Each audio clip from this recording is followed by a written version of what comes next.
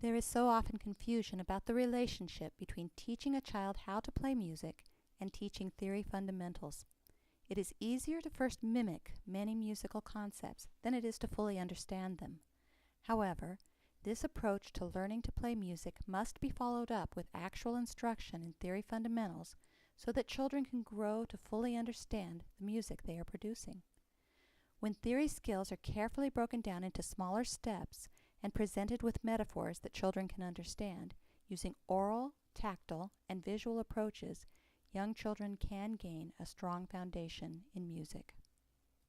Unlike many theory curriculums that combine an overview of all theory fundamentals in a limited number of books, the Foundations in Music curriculum devotes multiple books to each skill, providing ample, carefully graded drills that allow students to progress beyond basic understanding to application and mastery of all fundamental skills.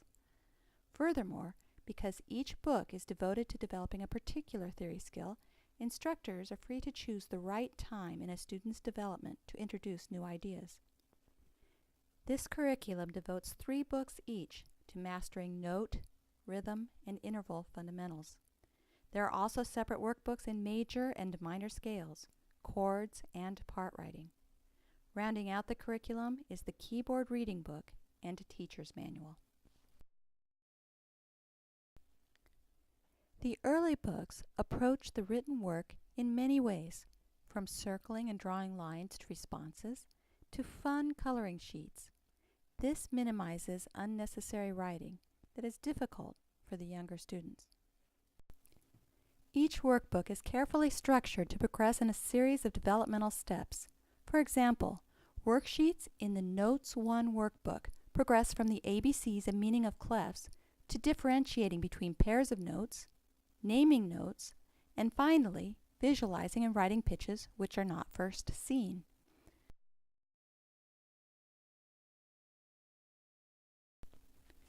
Likewise, the rhythm books first have students choose between a pair of answers, then fill in missing notes, and finally graph notes over counts and fill in missing meters or bar lines.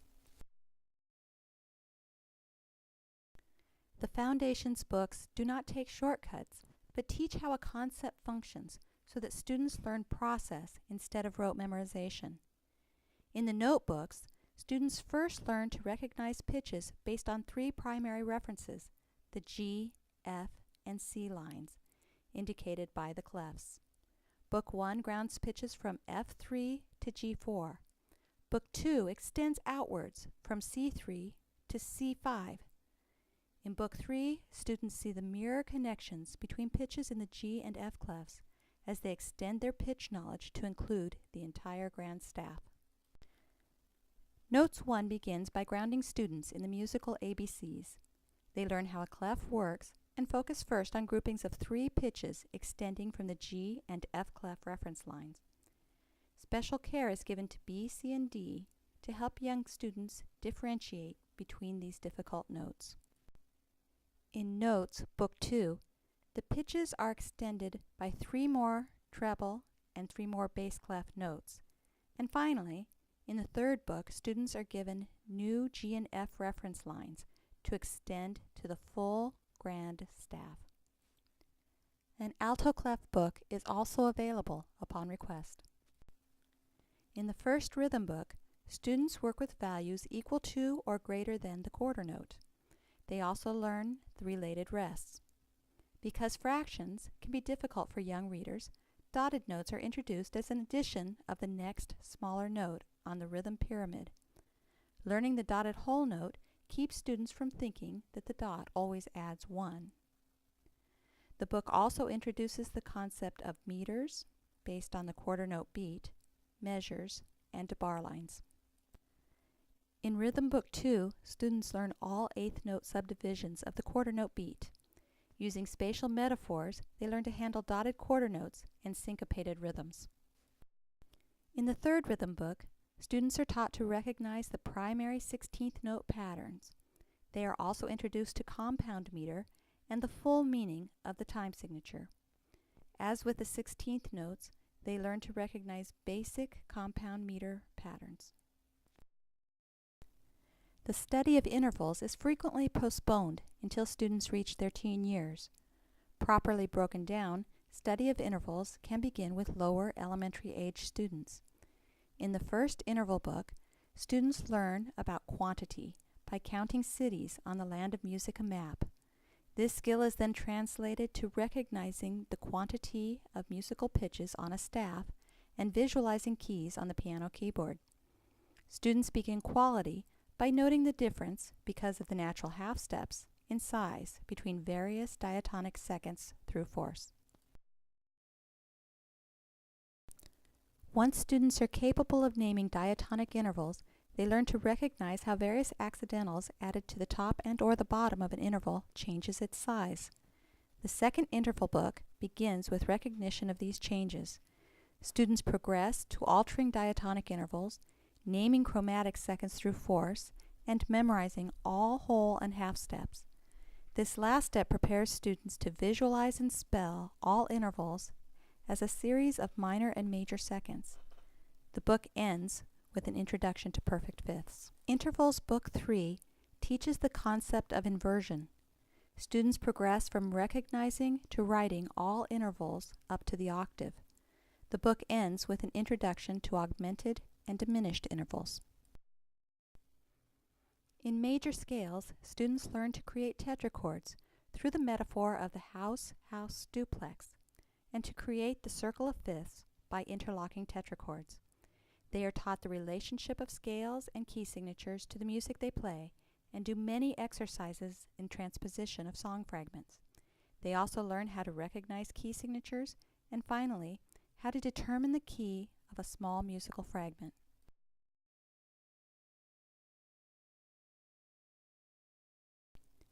Minor scales are first introduced through the concept of modes.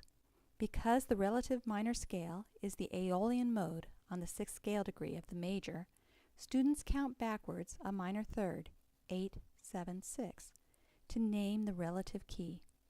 They learn to recognize and write the 3 forms of minor scales in scale and song fragments, and finally, to see the relationships between major, relative minor, and parallel minor scales along the diminished 7th chord axis. The chord workbook introduces students to the makeup of the 4 triads, both as stacked thirds and as fifth and third. Students recognize how accidentals alter basic diatonic triads. Next, they learn to recognize and write triads in inversions in 3 and 4 voices. They also learn the 5 primary 7th chords and their inversions. Finally, they are introduced to the concept of Roman numeral analysis, writing chords and analyzing small musical fragments. The part writing book covers melody harmonization, analysis, and figured bass in root position and first inversion. The book also includes the cadential 6/4 chord and the root position 5/7 chord. The keyboard reading book can be used to strengthen reading at the piano or for class reading or sight singing. Following the presentation of materials in the Foundation's workbooks, this book has 56 pages of treble and bass clef songs and 8 more pages of work using the grand staff. The Foundation's workbooks can be used in a number of ways. They can provide extra drill as take-home worksheets. Some lesson time can also be devoted to theory skills, or separate classes can be created to teach theory in a fun, inductive environment. To aid in teaching theory to young children, the curriculum includes the Teacher's Manual. This resource has ideas for breaking down all theory skills and includes numerous games to drill these skills. The book also has a syllabus to help teachers break down the skills into appropriate pedagogical steps. The appendix to the manual features numerous masters for creating classroom manipulatives such as the musical money, rhythm cards, and bench seen here.